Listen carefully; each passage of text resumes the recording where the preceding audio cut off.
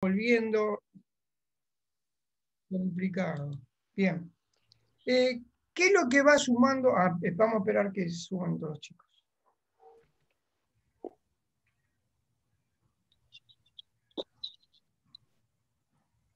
La autora dice que esto de la experiencia muchas veces no es suficiente para poder tener algunas cosas en cuanto a la programación. Por ejemplo, cuando hablamos de programación estamos hablando de planificación, es lo mismo.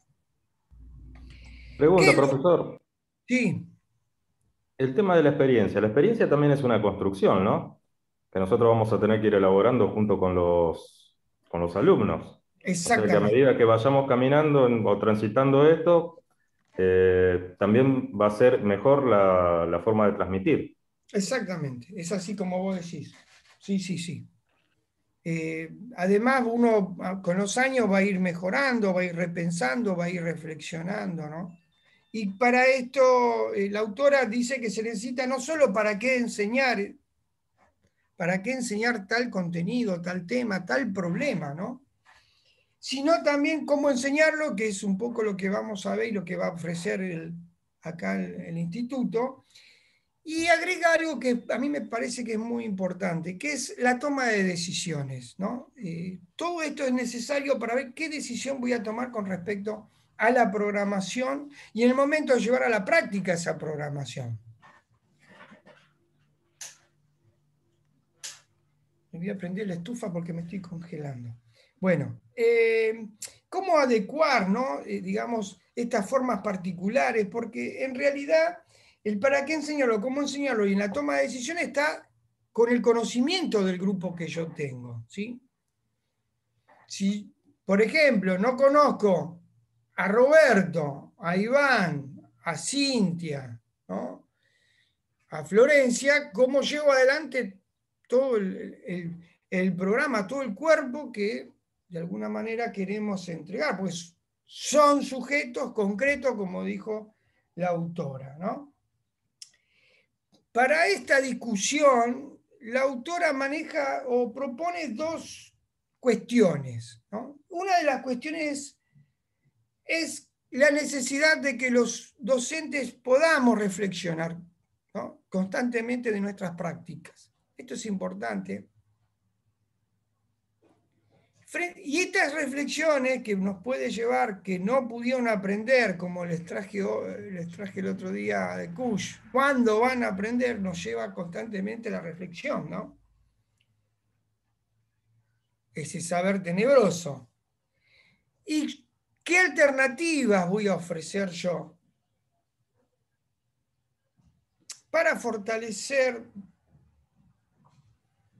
digamos, a los estudiantes y fortalecerme yo mismo?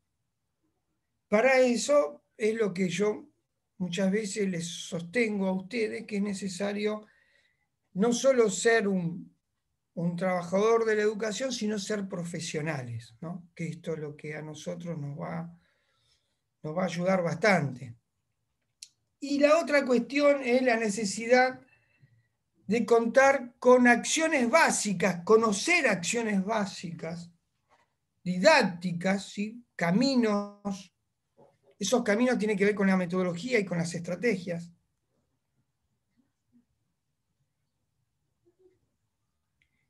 ¿Qué va a depender del contexto? ¿A qué nos referimos? Va a depender de nuestros estudiantes, de la comunidad educativa y de la institución en que estamos trabajando. No va a ser la misma, no va a tener las mismas condiciones una institución que la otra.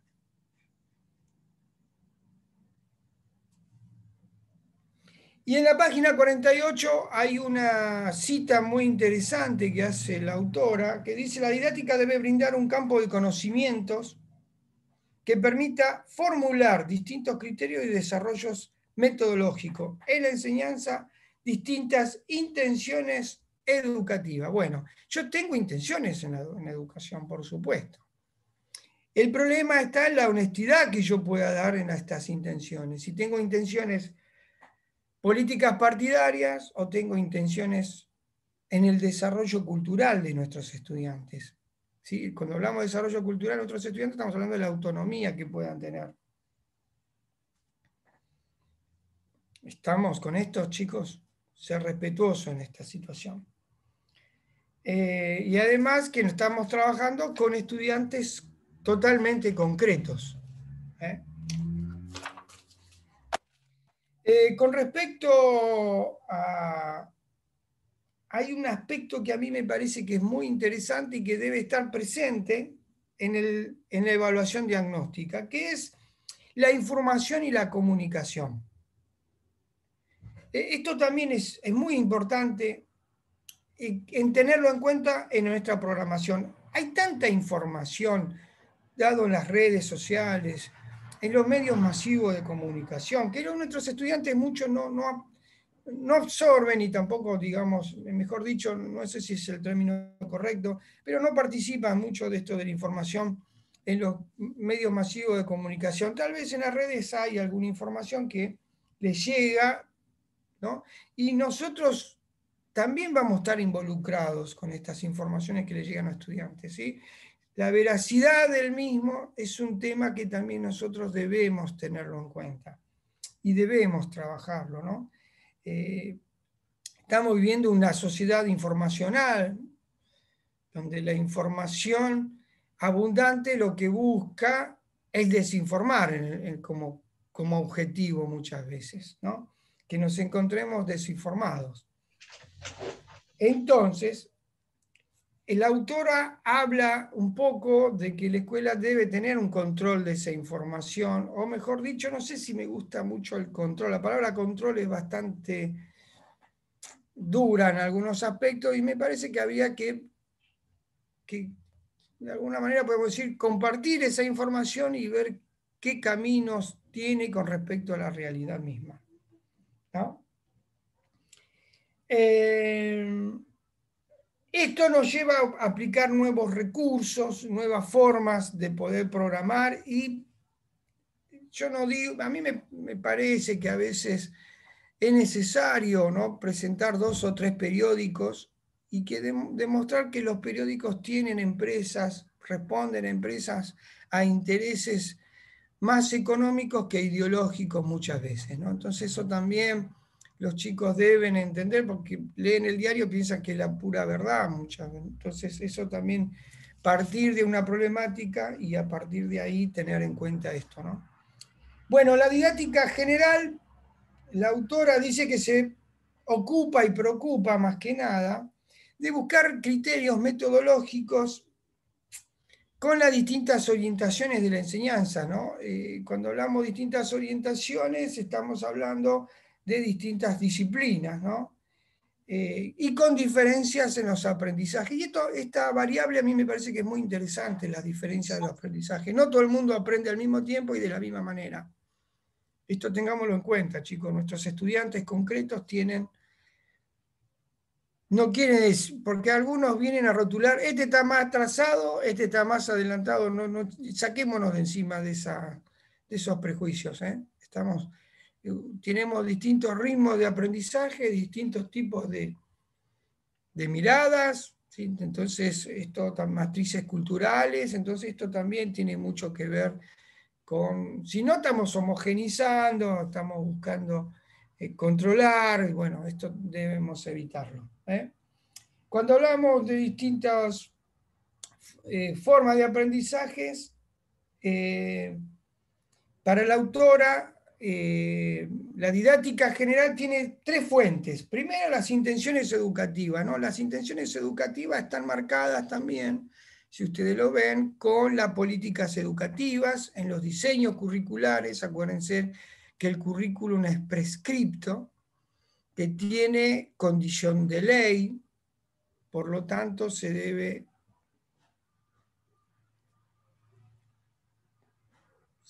enseñar. Por lo tanto, lo que podemos hacer es reformular cada contenido y ver la complejidad que tiene esto, ¿no? En cuanto a una mirada sociocultural y ver de qué manera voy a abordar desde la complejidad y desde nuestro punto de partida la historiografía como una herramienta importante en cuanto a la enseñanza de la historia, que hay distintas miradas de ver distintos procesos y temporalidades históricas. Entonces la intención está muy marcado en la política educativa y también la intención nuestra, ¿para qué enseñar esto?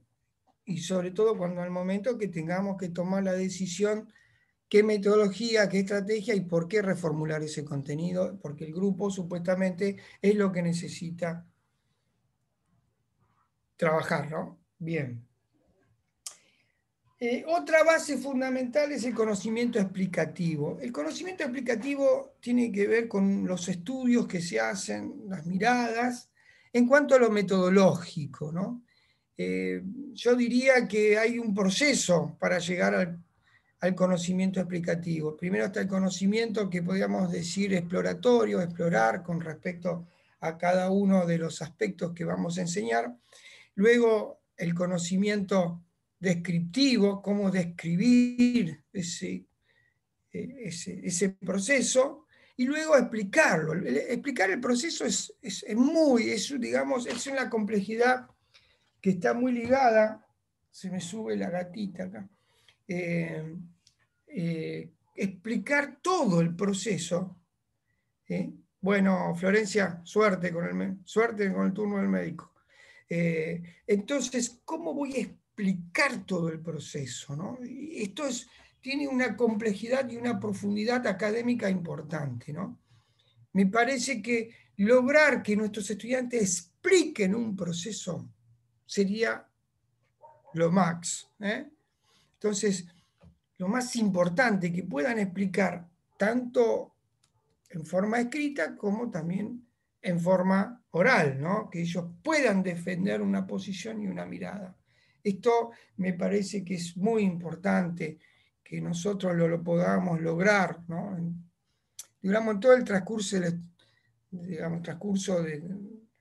del rol de estudiante. En el caso de ustedes también, ¿no? Que puedan lograr esta complejidad misma.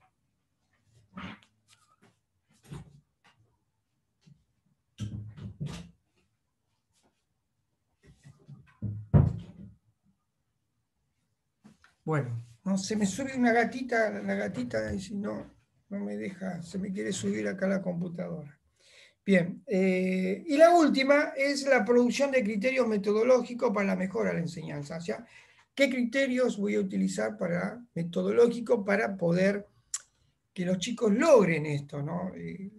A veces debemos aplicar y aprender esta metodología. Tal vez a veces, quiero reformular esto, a veces nosotros, el fin no es que conozcan, tal vez, o sea, sí, voy a querer que conozcan, por ejemplo, qué pasó en la conformación o en la generación del Estado moderno, ¿no? Cómo se conformó el Estado moderno. Ese es mi objetivo, que los chicos, cómo se impuso en la formación del Estado moderno, ¿no?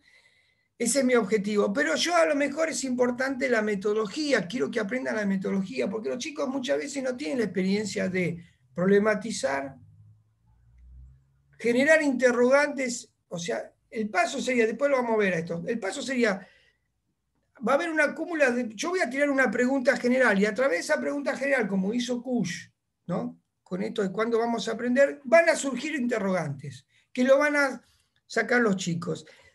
Después de todo ese insumo, formulo la pregunta, contextualizándolo. Ese es el problema. Ese problema va a generar hipótesis. Y en las hipótesis las voy a tener que trabajar con todo el cuerpo de fuentes que voy a conseguir o voy a buscar. Y voy a contrastar esas hipótesis. Una vez que logro contrastar esas hipótesis, puedo hacer un fórum o un momento de debate, si ustedes quieren, donde cada uno su experiencia y cómo fue todo el proceso. ¿Para qué? Para lograr una conclusión. Esa conclusión es la explicación misma de todo el proceso, chicos. ¿Y ellos qué lograron? Preguntar, que es difícil, lograron hipotetizar, dar una respuesta a esa pregunta, pudieron ir a buscar fuentes. ¿Qué es una fuente? ¿Quién la escribió? ¿En qué contexto está? ¿Sí? ¿Estamos? ¿Cómo discriminar una fuente falsa con una verdadera? Bueno, todos estos elementos, ¿cómo logro explicar todo el proceso? Bueno, todo eso es un aprendizaje significativo que lo van a utilizar constantemente ellos en su vida, ¿no? Que lo hacen porque hipotetizan los chicos.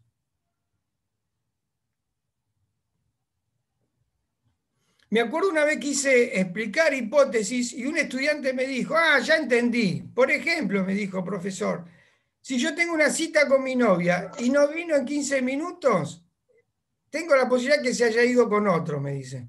Muy buena. Digo, bueno, así, esa es una hipótesis. Le digo, después se constatará si es así o no es así. Digo, lo digo como ejemplo porque la verdad que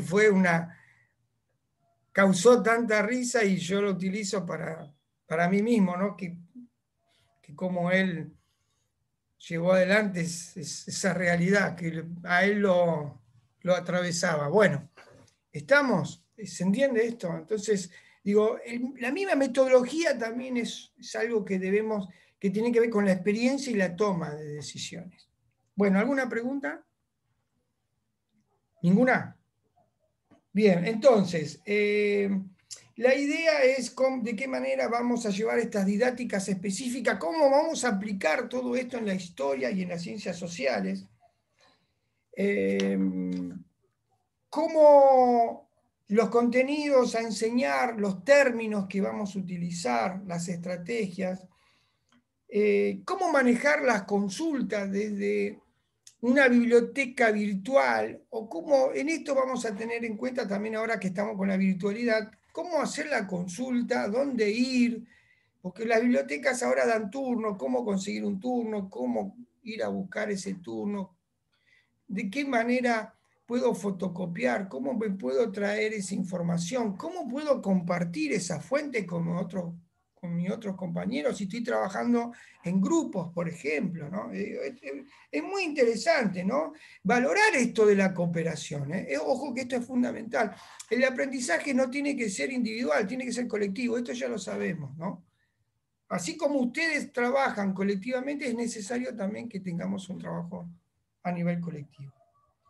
Bien, como les dijo y les dio Lidia, hay 10 formas generales para enseñar, ¿no? Bueno, le vamos a dar las 10 formas, una a cada uno, ¿sí? Esto está en la página 71.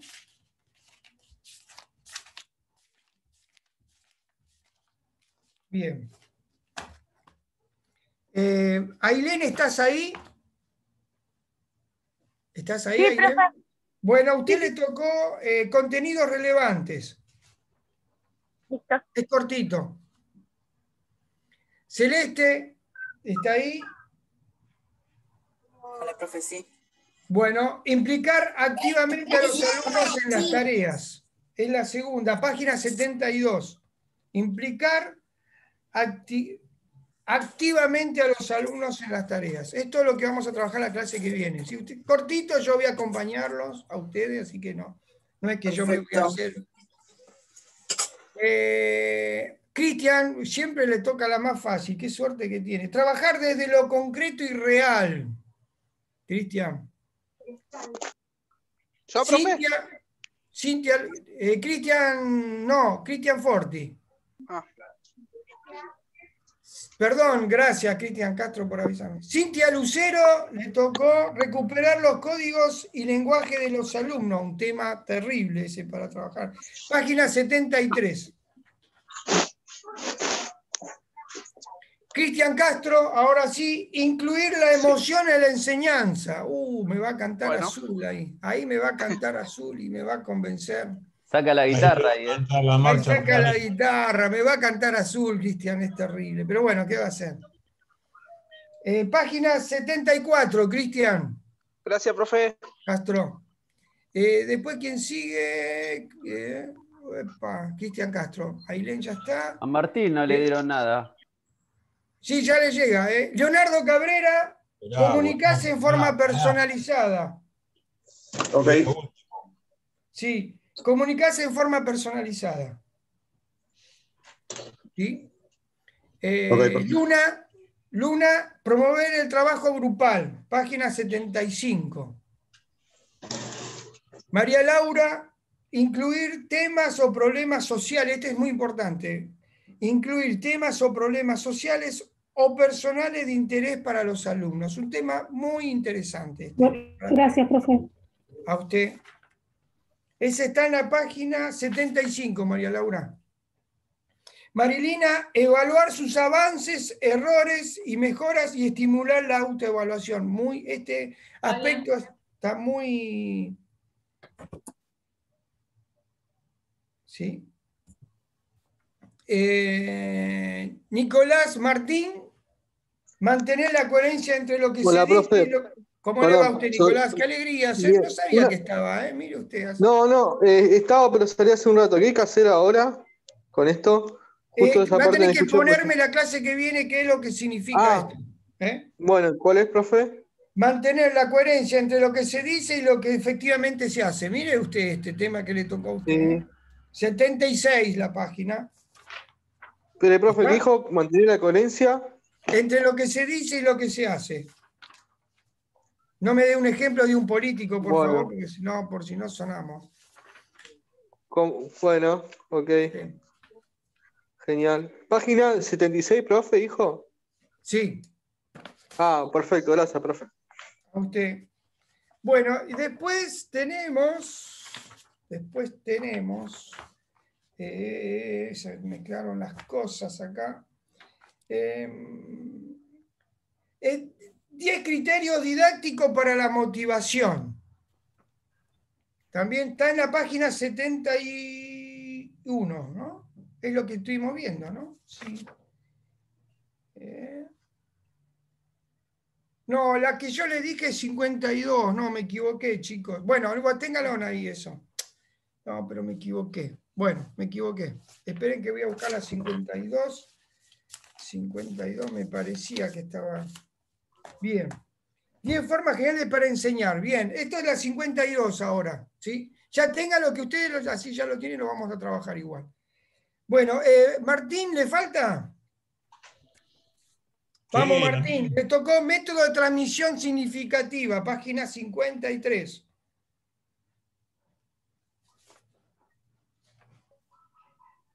¿Estamos? Correcto, gracias. Nicolás Escatiza le falta, ¿no? Sí, me falta a mí, Método de profe. diálogo reflexivo, Nicolás. Listo. Está en la 55, ¿no? página 55. Listo. Roberto. Este es importante, Roberto, a trabajarlo bien. Son cortitos, ¿no? Tienen una carilla nomás. Método de cambio o conflicto conceptual. Esto es muy interesante. ¿Quién me falta? ¿Me falta alguien, chicos? A ver, no. Y Florencia se fue, no va a tener. ¿Quién se fue? Florencia no se fue. Florencia, le vamos a dar, después se lo pasás. ¿Puede Pues se ser, lo Martín? paso. Sí. El método inductivo básico. ¿Cómo? No se escuchó, Luis, perdón. Método inductivo básico. Página 57.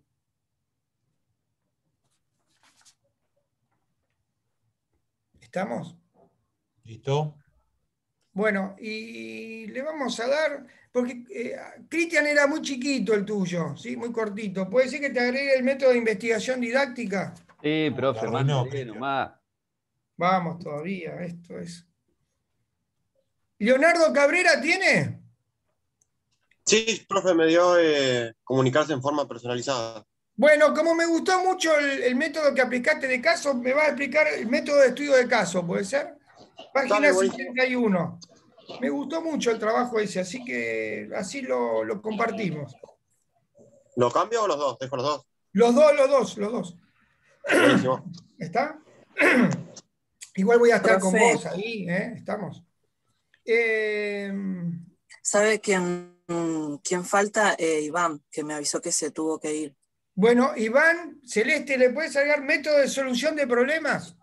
Página 63. Bárbaro. ¿Sí? Sí, sí. Bueno, y los otros los doy yo. Método por proyecto lo voy a dar yo. Los demás. ¿Ahí está? ¿Vamos bien?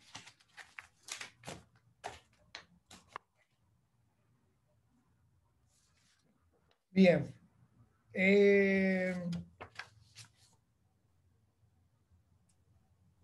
Bueno, tratemos de ver cómo ustedes van interpretando el texto. Si a ustedes se les viene a la cabeza alguna experiencia cuando ustedes fueron estudiantes o que les parece que se puede dar un ejemplo, me gustaría, ¿no? que a través de sus experiencias también podamos trabajar, ¿no? Eso también es un insumo importante.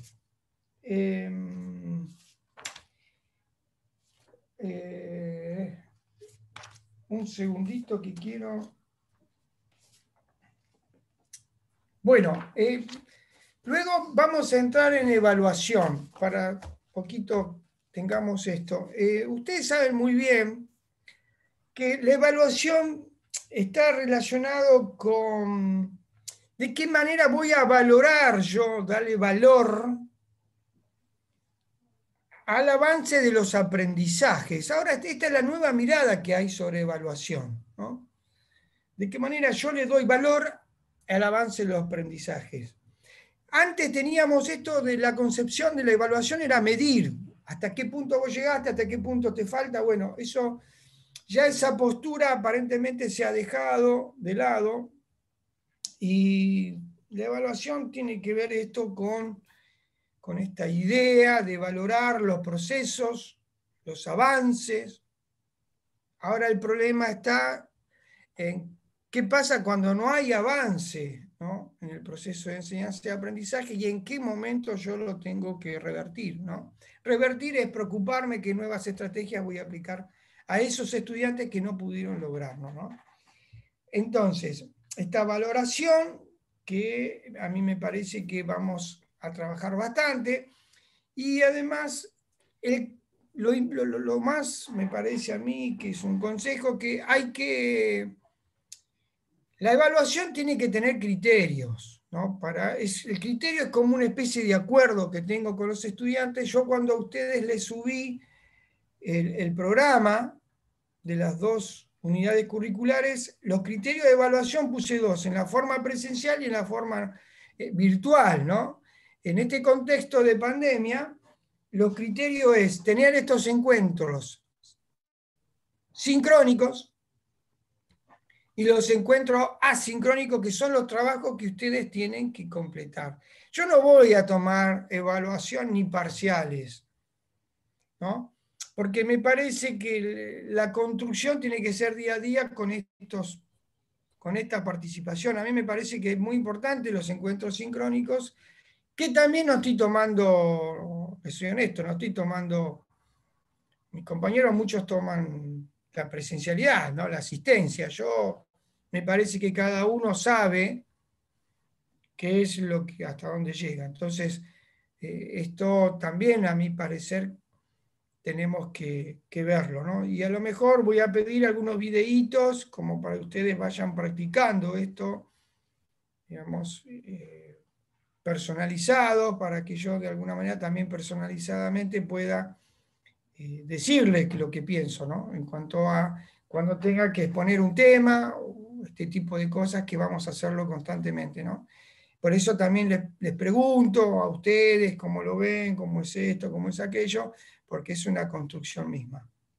Entonces, en esos criterios que yo coloqué en las 2 materias es justamente la resolución de los trabajos, que mayormente lo estamos viendo en cada encuentro también, ¿no?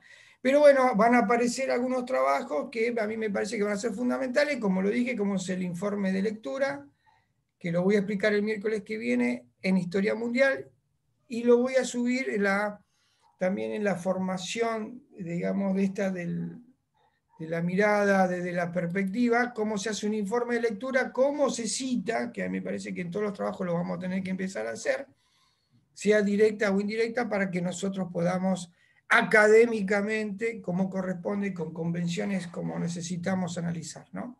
¿Estamos? Esto me parece que va a ser un aspecto que vamos a tener en cuenta. La evaluación, entonces, primero y principal, la evaluación está integrada al programa y a la enseñanza. No es que yo evalúo una prueba escrita, no. La evaluación es la interacción que hago yo. Ahora yo evalué más o menos, ustedes no se darán cuenta, pero ya mi experiencia en mi cabeza tengo cada uno una evaluación, ¿no? Yo tengo la valoración de cada uno, cómo van y qué es lo que va a necesitar cada estudiante para su formación. Entonces, eso me parece que ustedes van a tener que tener algunas herramientas que les voy a dar, algunas tablas de doble entrada para ir teniendo algún seguimiento de cada estudiante y ustedes puedan determinar la aprobación y la acreditación de cada materia. Bueno, entonces en el caso nuestro, de estas materias, es tener en cuenta estos encuentros asincrónicos y los encuentros sincrónicos, que es este medio, ¿no? que es el Zoom.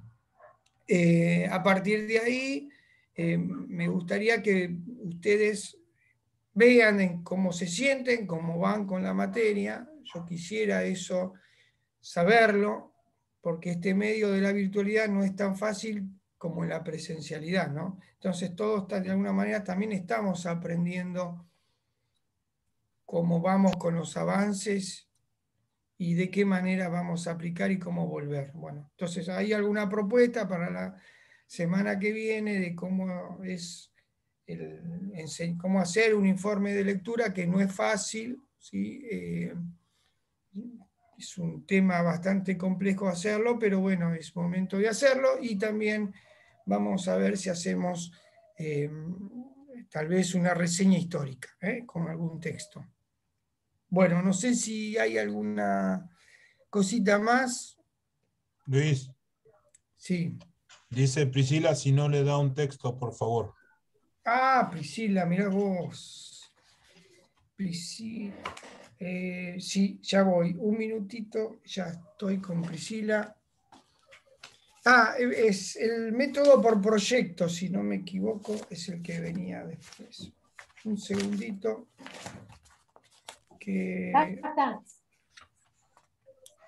Sí, es por proyecto. A ver, para método reflexivo, método por proyecto, me parece. No hay problema. Método de proyectos. ¿Sí? Bueno. ¿Está? Profe, ya que está con eso, ¿me podría decir la página del método de cambio o conflicto conceptual? Sí. Un minutito. Método de cambio. 56. Ahí te lo paso. Es impresionante, Nicolás. Listo, gracias. Está con todas las luces. Bueno, no sé si hay alguna pregunta. ¿Qué les pareció hoy? Si aprendimos algo, no aprendimos nada, vamos bien, vamos mal. Más o menos. A ver, tenebroso aprendimos. Cristian, ¿para qué le dimos a Cristian? Va a meter el saber tenebroso, pero hasta en la familia, porque es terrible, Cristian. Y sí, Luis. Sí. Está en la sangre eso. Está en la sangre. Bien, bien. Me gusta que podamos poner en práctica algunas cosas para mejorar, digamos, las relaciones y, bueno, ver que la historia tiene muchísimo sentido en nosotros. Así que bueno, no sé si hay algo más, chicos. Luis, me quedó algo una pregunta del trabajo de Kush. Sí. La conclusión personal sobre otro autor, obviamente debe ser un autor relacionado con esta materia o con todas las materias, cualquiera. Con toda la materia, con lo que usted quiera. Ah, buenísimo. ¿Eh? Ah. es un aspecto de libertad de opinión que ustedes tienen que tener un espacio de libertad y opinión de cómo ven las cosas, ¿eh? No todo tiene que ser valorado desde una mirada, sino me parece que es parte de la autonomía de ustedes, ¿no? Que usted me parece que tiene que estar, ¿no? Gracias, Luis. No, por nada. Bueno, no sé. Después de Davini, calculamos que la semana que viene terminamos con Davini y empezamos con Castillo, algunas cositas que tenemos ahí interesantes, de cómo problematizar la enseñanza, que es un tema que viene muy, muy marcado, así que bueno, vamos a ver cómo seguimos. ¿Estamos? Bueno, no sé si hay algo más, así van a almorzar. ¿Hay alguna pregunta que quieran hacer? ¿Ninguna? Bueno, un gustazo, ¿eh?